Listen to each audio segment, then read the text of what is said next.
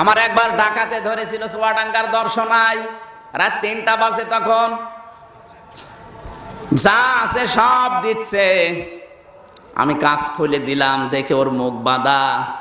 আমার বলছো, হুজুর আপনার টাকাও নেবো, আল্লাহ মাফ করবে।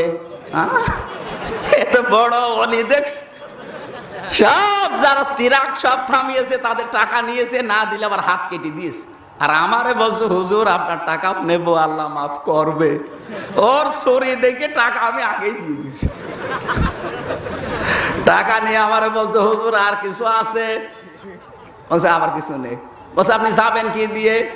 এই চুয়াডাঙ্গা থেকে কুষ্টিয়া এত দূর পথ, আপনার তো ভাড়া লাগবে, গাড়ির তেল লাগবে না। ওখান থেকে 2000 টাকা বের করে বলছো, হুজুর এই টাকাটা রাখেন, তেল কিনে নেবেন। ড্রাইভার আমারে বলছো, হুজুর ডাকাত হলো ইমানদার ডাকাত, আমাদের ভাড়া দিয়ে দিল। আর ওই যে রাজশাহীর ডাক্তার, ওকে ইমানদার ডাক্তার, পোড়াটাই বেঈমান।